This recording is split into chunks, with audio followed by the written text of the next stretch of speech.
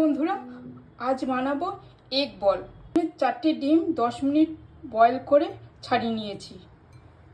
একটা ডিম নিয়েছি, আলু সেদ্ধ, পেঁয়াজ কুচোনো, আদা কুচোনো, রসুন কুচোনো, লঙ্কা কুচোনো, ধনেপাতা কুচোনো, নুন, হলুদ, জিরে গুঁড়ো, ধনে গুঁড়ো, বেডক্রাম, গোলমরিচ, আমচুর পাউডার।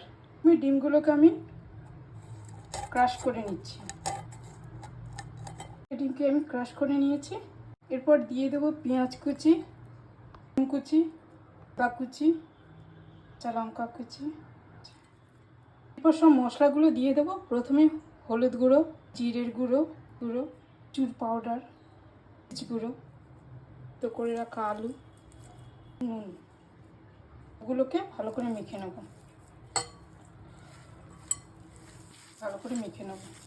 একটু তেল দিয়ে দেবো। তেল দিয়ে একটু মেখে নেব।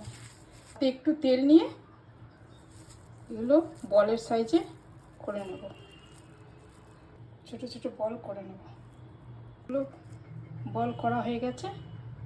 একটা ডিম নিয়ে তাতে নুন, মরিচ গুঁড়ো দিয়ে ফেটিয়ে নেব। বলগুলো নিয়ে ডিমে ডিপ করে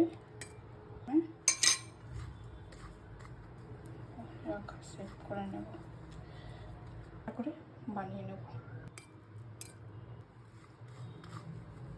সবগুলো বেড ক্রামে কোট করা হয়ে গেছে। আপনারা চাইলে ডবল কোটও করতে পারেন। প্যানে তেল দিয়ে দিলাম। এবার এগ বলগুলো ভেজে নেব